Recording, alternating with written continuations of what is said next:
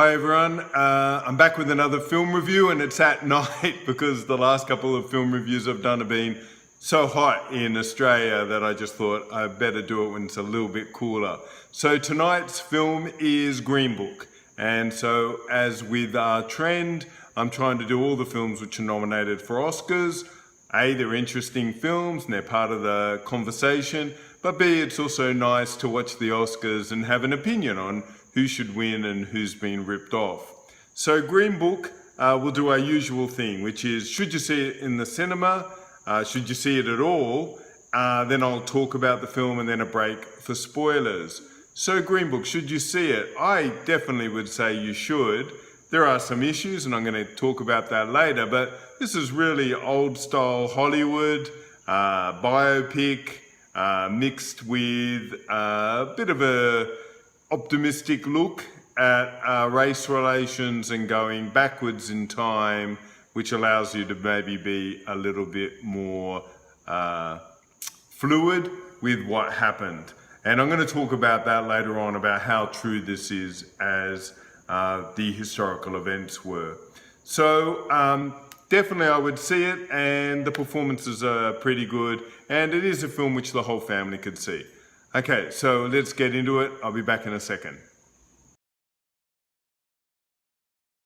Okay, so let's talk about this film. So it's directed by Peter Farrelly, and if that name rings a bell, the Farrelly brothers, 20 years ago, I guess, maybe not that long, but they were really king of the hill when it came to, I don't know, stupid comedies, gross out comedies, you might call them, and Dumb and Dumber was one of theirs, and they were then quiet for a little while. That kind of formula couldn't keep going, and Peter Farrelly is now broken out on his own.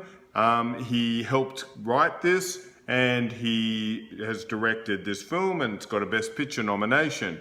So what is Green Book? So there's two things we need to talk about very quickly. So Green Book was a real thing, which was a guide which people, Negroes used, colored people, black people, in the, especially in the Jim Crow era of American history, which is like predominantly you think of as the 50s and 60s, where theoretically they had a lot of rights, but really if you went into the South of America, they were still treated incredibly badly. And so this book was brought out which told you which restaurants you could go to, which hotels you could stay in, where it wouldn't lead to trouble. So that was a real thing. And just by the side, it's one of the major thematic themes in the book Lovecraft Country, which I've already reviewed and is going to be made into a TV series, although that's going to be a lot more like supernatural and go out in a different direction.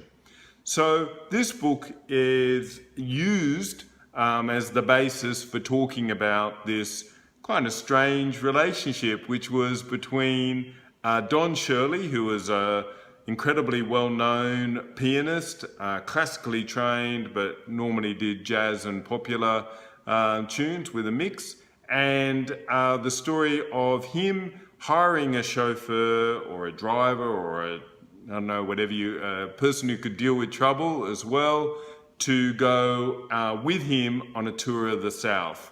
And that guy was, and I've got to read the name, Frank Vallelonga.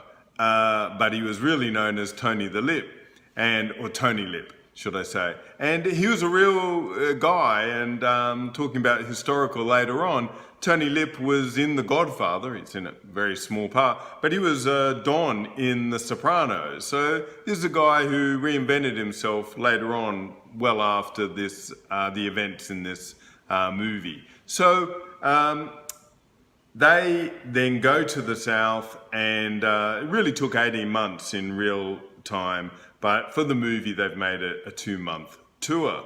The other person to talk about is Linda Cardellini, who's always good, and she plays Dolores, the wife of Tony Lip. So we've got to talk about performances. This is essentially just a two-hander between Mahershala Ali, well known from Moonlighting, and who is the pianist, and then Viggo Mortensen, who plays Tony Lip. And both are fantastic. They really they're both really good actors, and they bring their A game. And there's a little bit of cliche involved, especially with Tony Lip. But sometimes cliche works because we all know that kind of person.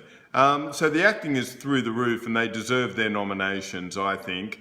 The film itself is very straightforwardly directed. Peter Farrelly does a good job because really he's got to thread a bit of a needle between cliche, still exploring the racial politics of that time, and also the class politics and the gender politics, because we've got a bit of a mix here, because the pianist is gay, but also he's very upper class because he's been a protege from the age of 3, very well educated, compared to the working class guy of Tony Lip. So you've got a couple of things all going together, and I think it works very well if you don't think about it too much. So this is the kind of film which I think the whole family could see, and they would all enjoy it, and then maybe you might need to think about it a little bit later. So we'll come back in spoilers and do some thinking. Okay, so we're in spoilers, so you've seen the film. We'll just quickly talk historically. The film is not that much different to true events. I went and did a little bit of research, and I couldn't really pick up too many problems with the story as told, and this is the important thing. The screenplay was written by Peter Farrelly and I think Nick Vallelonga, so Tony Lip's son. So that means the story was pretty much from their perspective and not from Don Shirley's. Although supposedly they were friends for a long time and Nick had met him and all these kind of things. But the family of Don Shirley have now come out and said this isn't how it was. They weren't friends. It was an employee relationship and all these kind of things. So I'm not too sure what is the truth in that regard, but I think if you think of it as a parable, which has some sort of basis in a true story, it works really, really well. And that is because by going to the past and showing that someone who really holds a lot of racial views and then gets them changed, because they show at the beginning Tony Lip is quite racist, he's really old school kind of Italian, and by the end of the film he's embraced that you could be friends with this black guy who's from a completely different world. And in that regards, it's really rose-colored glasses. It's showing that an optimistic view that we all can change, that we're all humans.